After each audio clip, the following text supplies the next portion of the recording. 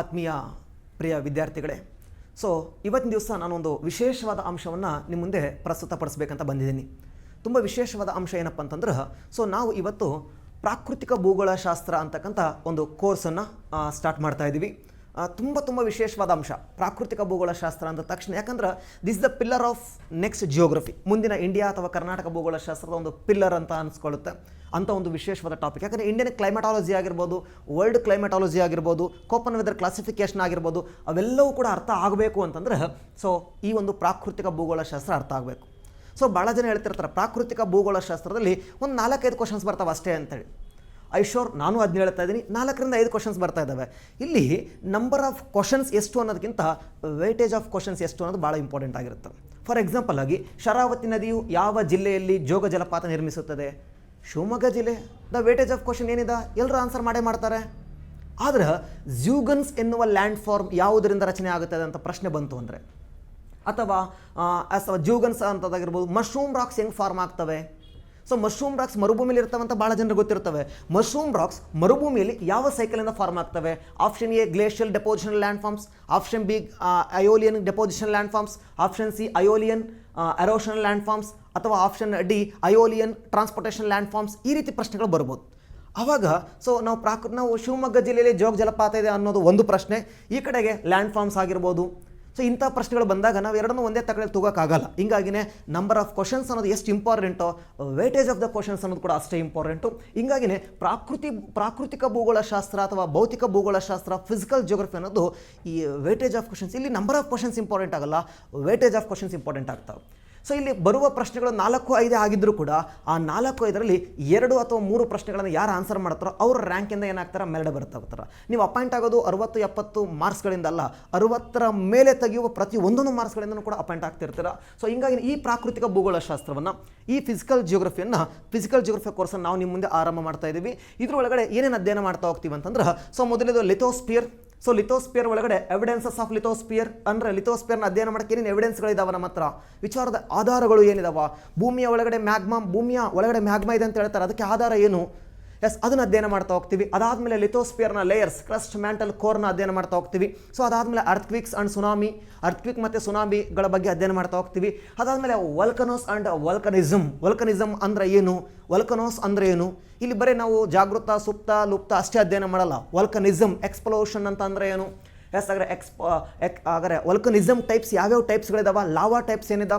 So lava types of ಲಾವಾಸು, ಯಾವ ಲಾವಾದಿಂದ ಕೋನ್ಸ್ಗಳು form ಆಗ್ತಾವ, ಯಾವ ಲಾವದಿಂದ ಪ್ಲೇಟಸ್ಗಳು ಫಾರ್ಮ್ ಆಗ್ತಾ ಹೋಗ್ತಾವ, ಅದನ್ನು ನಾವಿಲ್ಲಿ ಅಧ್ಯಯನ ಮಾಡ್ತಾ ಹೋಗ್ತೀವಿ. ಅದಾದಮೇಲೆ ದ ಮೋಸ್ಟ್ ಇಂಪಾರ್ಟೆಂಟ್ ಟಾಪಿಕ್ ಏನಪ್ಪ ಅಂತಂದ್ರೆ ರಾಕ್ಸ್ ಫಾರ್ಮೇಷನ್ಸಲ್ಲಿ ಬರೀ ಅಗ್ನಿಶಿಲೆ, ರೂಪಾಂತರ ಶಿಲೆ, ಜಲಜ ಶಿಲೆ ಅಥವಾ ಕಣಶಿಲೆ, ಪ್ರಾಥಮಿಕ ಶಿಲೆ ಅಷ್ಟೇ ಅಲ್ಲ. What is the difference between the batholith and laccolith and lopolith, so and xenolith, ಇವುಗಳ ಬಗ್ಗೆ ಅಧ್ಯಯನ ಮಾಡ್ತಾ ಹೋಗ್ತೀವಿ. ಅಂತರಾಳದ ಜ್ವಾಲಾಮುಖಿ ಅಂತ ಅಂದರೆ ಏನು, ಅವುಗಳ ಬಗ್ಗೆ ಅಧ್ಯಯನ ಮಾಡ್ತಾ ಹೋಗ್ತೀವಿ. ಇದಾದಮೇಲೆ ಪ್ರಾಕೃತಿಕ ಭೂಗೋಳಶಾಸ್ತ್ರದಲ್ಲಿ ಅತ್ಯಂತ ಮೋಸ್ಟ್ ಟ್ರೆಂಡಿಂಗ್ ಕ್ವಶನ್ಸ್ ಯಾವುದಂದ್ರೆ ಲ್ಯಾಂಡ್ ಫಾರ್ಮ್ಸ್. ಯಾಕಂದರೆ ಭಾಳ ಜನ ನಾನು ಓದಿಲ್ಲ ಅಂತ ಕ್ವಶನ್ ಪೇಪರ್ ತೆಗಿರಿಗೂ ಭಾಳ ಚೆಂದ ಗೊತ್ತಿರ್ತೈತಿ. ಲ್ಯಾಂಡ್ ಫಾರ್ಮ್ಸ್ನ ಹೆಂಗೆ ಓದ್ಕೋಬೇಕು, what is the karst topography. ಈ ಚಿತ್ರ ನೋಡ್ತಾ ಇದ್ದಾರೆ, ನಿಮ್ಗೆ ಅನಿಸ್ತಾ ಇದೆ ಏನಿದು ಅಂತೇಳಿ. This the karst topography land forms ಏನಾಗ್ತಾವ, ಅಯೋಲಿಯನ್ ಸೈಕಲ್ ಅಂದ್ರೇನು, ಗ್ಲೇಷಿಯಲ್ ಸೈಕಲ್ ಅಂತ ಅಂದ್ರೇನು, ಫ್ಲೂವಿಯಲ್ ಸೈಕಲ್ ಅಂದ್ರೇನು, ಸಿ ವೇವ್ಸ್ಗಳು ಹೆಂಗೆ ಫಾರ್ಮ್ ಆಗ್ತಾ ಹೋಗ್ತವೆ, ಸಿ ವೇವ್ಸ್ಗಳ ಡೆಪೋಸಿಷನ್ ಲ್ಯಾಂಡ್ ಫಾರ್ಮ್ಸ್ ಅಂದ್ರೇನು, ಎಲ್ಲ ಪಾಯಿಂಟ್ಸ್ಗಳನ್ನು ಲಿಥೋಸ್ಪಿಯರ್ ಒಳಗಡೆ ಅಧ್ಯಯನ ಮಾಡ್ತಾ ಹೋಗ್ತೀವಿ. ಇನ್ನು ಅಟ್ಮಾಸ್ಫಿಯರ್ಲಿ ಬಂದಾಗ ಲೇಯರ್ಸ್, ಟ್ರೋಪೋಸ್ಫಿಯರ್, ಸ್ಟ್ರಾಟೋಸ್ಫಿಯರ್, ಮೆಸೋಸ್ಫಿಯರ್, ಥರ್ಮೋಸ್ಫಿಯರ್, ಎಕ್ಸೋಸ್ಫಿಯರ್ ಇದೆ ಅಂತ ಗೊತ್ತು ನಮಗೆ. ಟ್ರೋಪೋಸ್ಫಿಯರ್ ಯಾಕೆ 8-16 ಕಿಲೋಮೀಟರ್ಗೆ ಕ್ಲೋಸ್ ಆಗಬೇಕು?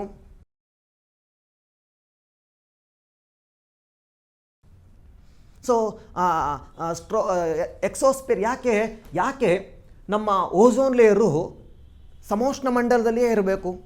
ಮ್ಯಾಕ್ ಯಾಕೆ ಹೋಗಲಿಲ್ಲ ಅಥವಾ ಕೆಳಗಡೆ ಯಾಕೆ ಬರಲಿಲ್ಲ? ಇದನ್ನು ಕಂಪ್ಲೀಟಾಗಿ ಸಮಗ್ರವಾಗಿ ನಾವು ಏನು ಮಾಡುವಂದ್ರೆ ಈ ಕೋರ್ಸ್ ಒಳಗಡೆ ಅಧ್ಯಯನ ಮಾಡ್ತಾ ಹೋಗುವ.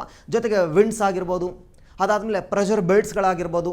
ಸೊ ಯಾಕಂದ್ರೆ ಈ ಪ್ರೆಷರ್ ಬೆಲ್ಟ್ಸು, ವಿಂಡ್ಸು ಅರ್ಥ ಆಯಿತು ಅಂತಂದರೆ ನಮಗೆ ವರ್ಲ್ಡ್ ಜಿಯೋಗ್ರಫಿ ಒಳಗಡೆ ಎಲ್ ನಿನೋ ಆಗಿರ್ಬೋದು, ಲಾ ನಿನೋ ಆಗಿರ್ಬೋದು, ಕೋಪನ್ ವೆದರ್ ಕ್ಲಾಸಿಫಿಕೇಷನ್ ಆಗಿರ್ಬೋದು, ಅವೆಲ್ಲ ಚೆನ್ನಾಗಿ ಏನಾಗ್ತವೆ, ಅರ್ಥ ಆಗ್ತಾ ಹೋಗ್ತವೆ. ಅದನ್ನು ನಾವು ಇಲ್ಲಿ ಅಧ್ಯಯನ ಮಾಡ್ತಾ ಹೋಗುವ. ಇದ್ರ ಜೊತೆಗೆ ಸಾಗರದ ಲವಣಾಂಶ ಆಗಿರ್ಬೋದು, ಸಾಗರದ ಲವಣಾಂಶದಲ್ಲಿ ಯಾವ್ಯಾವ ಲವಣಾಂಶ ಇದೆ, ಅಂಡ್ ಸಾಗರ ಪ್ರವಾಹಗಳಾಗಿರ್ಬೋದು, ಉಬ್ಬರ ಇಳಿತಗಳಾಗಿರ್ಬೋದು, ಸಾಗರದ ನೀರಿನ ಚಲನೆ ಆಗಿರ್ಬೋದು, ಎಲ್ಲ ಫಿಸಿಕಲ್ ಅಂಶಗಳೇನಿದಾವಲ್ವ ಅದನ್ನ ಕಂಪ್ಲೀಟಾಗಿ ಈ ಒಂದು ಕೋರ್ಸಲ್ಲಿ ನಾವು ಅಧ್ಯಯನ ಮಾಡ್ತಾ ಹೋಗ್ತೀವಿ. ಸೊ ಇಲ್ಲಿ ಈ ಒಂದು ಏನು ಪ್ರಾಕೃತಿಕ ಭೂಗೋಳಶಾಸ್ತ್ರ ಐತಲ್ವ, ಇದು ನಿಮಗೆ ಮುಂದಿನ ಕ್ಲೈಮೆಟಾಲಜಿ ಚಾಪ್ಟರ್ಗಳಿಗೆ ಭಾಳ ಇಂಪಾರ್ಟೆಂಟ್ ಆಗುತ್ತಾ. ಆ ಕ್ಲೈಮೆಟಾಲಜಿ ವೆಜಿಟೇಷನ್ ಚಾಪ್ಟರ್ಗೆ ಇಂಪಾರ್ಟೆಂಟ್ ಆಗುತ್ತೆ. ಸೊ ಒಂದು ಕಡೆ ನಮ್ಮ ಕೋಪನ್ ಹೇಳ್ತಾ ಹೋಗ್ತಾನೆ, ಏನಪ್ಪ ಅಂತಂದ್ರೆ ನಿನಗೆ ಸಸ್ಯವರ್ಗದ ಬಗ್ಗೆ ತುಂಬ ಚೆನ್ನಾಗಿ ನಾಲೆಡ್ಜ್ ಇತ್ತು ಅಂತಂದರೆ ನೀನು ವಾಯುಗುಣದ ಬಗ್ಗೆ ಅಧ್ಯಯನ ಮಾಡೋ ಅವಶ್ಯಕತೆ ಇಲ್ಲ ಅಂತೇಳಿ. ಯಾಕಂದ್ರೆ ವಾಯುಗುಣ ನೇರವಾಗಿ ಸಸ್ಯವರ್ಗವನ್ನು ನಮಗೆ ತಿಳಿಸ್ಕೊಡುತ್ತೆ. ಹಿಂಗಾಗಿನೇ ಸೊ ಇದ್ರ ಒಳಗಡೆ ನಮಗೆ ಅಟ್ಮಾಸ್ಫಿಯರ್ ಚೆನ್ನಾಗಿ ಅರ್ಥ ಆಯಿತು ಅಂತಂದ್ರೆ ನಮಗೆ ವಾಯುಗುಣ ಅರ್ಥ ಆಗುತ್ತಾ. ವಾಯುಗುಣ ಅರ್ಥ ಆಯ್ತು ಅಂದರೆ ವೆಜಿಟೇಷನ್ ಸಸ್ಯವರ್ಗ ಅರ್ಥ ಆಗುತ್ತಾ. ಇಸ್ ಎ ಭಾಳ ಸಿಂಪಲ್. ಸಸ್ಯವರ್ಗ ಅರ್ಥ ಆಯಿತು ಅಂತಂದ್ರೆ ಹಾಗಾದ್ರೆ ಪ್ರಾಣಿ ವರ್ಗ ಕೂಡ ಅರ್ಥ ಆಗುತ್ತೆ. ಸೊ ಹಿಂಗಾಗಿನೇ this is the most pillar of the geography ಅಂತ ಅನ್ಕೋಬೋದು. ಸೊ ಈ ಒಂದು ಕೋರ್ಸಸ್ಸನ್ನು ಕೇವಲ ₹499 ₹499 ಇದು ನಿಮಗೊಂದು 6 months ವ್ಯಾಲಿಡಿಟಿ ಇರ್ತೈತಿ. 6 ತಿಂಗಳ ಕಾಲ ವ್ಯಾಲಿಡಿಟಿ ಇರ್ತೈತಿ. 6 ತಿಂಗಳ ನೀವು ಎಷ್ಟು ಸರಿ ಬೇಕಾದ್ರೂ ನೋಡ್ಕೋಬೋದು. ಸೊ ನನ್ನ ಪ್ರಕಾರ ಒಂದು ವೀಡಿಯೋವನ್ನು ಒಂದು 2 times ನೋಡಿದ್ರೆ ಸಾಕಾಗುತ್ತೆ. ಯಾಕಂದರೆ ಅಷ್ಟು ಪರ್ಫೆಕ್ಟ್ ಆಗ್ಬೋದು ನೀವು. ಅಂಥ ದೊಡ್ಡ ವಿಶೇಷತೆ ಏನಿಲ್ಲ. ಕೆಲವೊಂದು ಪದಗಳು ಬರ್ತವೆ, ಅವು ನೀವು ಕೇಳಿರಲ್ಲ, ಹಂಗೆ ಕಷ್ಟ ಅನ್ನಿಸ್ತವೆ ಅಷ್ಟೇ. ಝ್ಯೂಗನ್ಸ್ ಆಗಿರ್ಬೋದು, ಡೈಮೋಸೆಲ್ಸ್ ಆಗಿರ್ಬೋದು. ಡೈಮೋಸೆಲ್ಸ್ ಅಂದ್ರೆ ಭಾಳ ಜನರಿಗೆ ಗೊತ್ತಿಲ್ಲ. ಡೈಮೋಸೆಲ್ಸ್ ಅಂದ್ರೇನು, ಝ್ಯೂಗನ್ಸ್ ಅಂದ್ರೇನು, ಅಂಡಾಗೇನು ಸೆಲೋಸ್ಟಿಕ್ ಅಂತ ಅಂದ್ರೇನು, ಇವೆಲ್ಲ ನಿಮಗೆ ಓವಲಾಸ್ ಅಂತಂದ್ರೇನು. ಲಾಸ್ಟ್ KS ಪ್ರಿಲಿಮ್ಸಲ್ಲಿ ಕೇಳಿರೋ ಪ್ರಶ್ನೆ ಇದು. ಓವಲಾಸ್ ಹೆಂಗೆ ಫಾರ್ಮ್ ಆಗ್ತವೆ, ಫೋಲ್ಜಿ ಹೆಂಗೆ ಫಾರ್ಮ್ ಆಗ್ತವೆ. ಸೊ ನೀವು 2024 KS ಎಕ್ಸಾಮ್ಸ್ ಆಯ್ತಲ್ವ, ಆ KS ಎಕ್ಸಾಮ್ಸನ್ನು ಅಲ್ಲಿ ಆ ಪ್ರಶ್ನೆ ಪತ್ರಿಕೆ ಓಪನ್ ಮಾಡ್ಕೊಂಡ್ರೆ ಸುಮಾರು ಒಂದು 3 ರಿಂದ 4 ಪ್ರಶ್ನೆಗಳು ಲ್ಯಾಂಡ್ ಫಾರ್ಮ್ಸಲ್ಲೇ ಬಂದಿದ್ದಾವೆ. ಝ್ಯೂಗನ್ಸ್ ಬಗ್ಗೆ ಪ್ರಶ್ನೆ ಕೇಳಿದಾನ, ಹಾಗಾದ್ರೆ ಓವಲಾಸ್ ಬಗ್ಗೆ ಪ್ರಶ್ನೆ ಕೇಳಿದಾನ, ಪೋಲ್ಜೆ ಬಗ್ಗೆ ಪ್ರಶ್ನೆ ಕೇಳಿದಾನ. ಸೊ ಈ ಎಲ್ಲ ಟಾಪಿಕ್ಸ್ಗಳನ್ನು ನಾನು ನಿಮಗೆ ಈ ಒಂದು ಕೋರ್ಸಲ್ಲಿ ಹೇಳ್ಕೊಡ್ತಾ ಹೋಗ್ತೀನಿ. ಸೊ ಒಂದ್ಸರಿ ನೀವು ಈ ಕೋರ್ಸನ್ನು ಕಂಪ್ಲೀಟಾಗಿ ಫುಲ್ಫಿಲ್ ಮಾಡಿದ್ರಿ ಅಂತಂದರೆ, ಕರೆಕ್ಟಾಗಿ ಪೂರ್ತಿಯಾಗಿ ಕೇಳ್ಕೊಂಡು ಹೋದ್ರಿ ಅಂತಂದರೆ ನೆಕ್ಸ್ಟ್ ನೀವು ಫಿಸಿಕಲ್ ಜಿಯೋಗ್ರಫಿನ ಓದುವ ಅವಶ್ಯಕತೆ ಇರಲ್ಲ. ಸೊ ಆ ಒಂದು ಭರವಸೆ ನಾನು ನಿಮಗೆ ಕೊಡ್ತಾ ಹೋಗ್ತೀನಿ. ಸೊ ಯಾರ್ಯಾರಿಗೆ ಬೇಕೋ ಈ ಕೋರ್ಸಸ್ಸು ನೀವು ಪ್ಲೇಸ್ಟೋರಿಗೆ ಹೋಗಿ, ಪ್ಲೇಸ್ಟೋರ್ ಒಳಗಡೆ ವಿದ್ಯಾಪೀಠ ಸ್ಟಡೀಸ್ ಅಂತಕ್ಕಂಥ ಒಂದು ಆ್ಯಪ್ ಇದೆ. ಅಥವಾ ಈಗ ನೀವು ಆ ಆ್ಯಪನ್ನು ಡೌನ್ಲೋಡ್ ಮಾಡಿದರೆ ತೊಂದರೆ ಇಲ್ಲ. ಡೌನ್ಲೋಡ್ ಮಾಡಿಲ್ಲ ಅಂತಂದರೆ ಡೌನ್ಲೋಡ್ ಮಾಡಿಕೊಂಡು ಆ ಆ್ಯಪ್ನ ಒಳಗಡೆ ನೀವು ಲಾಗಿನ್ ಆಗಿ ನಿಮ್ಮ ಫೋನ್ ನಂಬರ್ ಕೊಟ್ಟರೆ ಒಂದು OTP ಬರುತ್ತಾ. ಆ OTP ಹಾಕಿ ನೀವು ಲಾಗಿನ್ ಆದರೆ ನಿಮಗೆ ಆ್ಯಪ್ ಓಪನ್ ಆಗುತ್ತಾ. ಆ ಆ್ಯಪಲ್ಲಿ ಸ್ಟೇಟ್ ಎಕ್ಸಾಮ್ ಕೋರ್ಸಸ್ ಅಂತ ಇರ್ತೈತಿ. ಅಲ್ಲಿ ನೀವು ಕ್ಲಿಕ್ ಮಾಡಿದ್ರೆ ಕೆಳಗಡೆ ಪ್ರಾಕೃತಿಕ ಭೂಗೋಳಶಾಸ್ತ್ರ ಅಂತ ಇದೆ.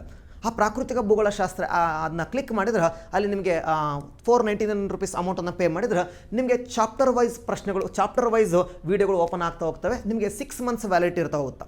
ಸೊ ಬಹುತೇಕ ನಾನು ಈಗ ವಿಡಿಯೋ ಮಾಡ್ತಿರೋ 2026 ಜುಲೈ ತಿಂಗಳಲ್ಲಿ ನಾನು ಇದ್ದೀನಿ ಇವಾಗ. ಸೊ ಮೇ ಬಿ ನಾನು ನಿಮಗೆ ಸೆಪ್ಟೆಂಬರ್ ಎಂಡಿಂಗ್ ವೇಳೆಗೆ ಈ ಪ್ರಾಕೃತಿಕ ಭೂಗೋಳಶಾಸ್ತ್ರ ಎಲ್ಲ ಟಾಪಿಕ್ಸನ್ನು ಕ್ಲಿಯರ್ ಮಾಡಿಕೊಡ್ತಾ ಹೋಗ್ತೀನಿ. ಧನ್ಯವಾದಗಳು. Thank you.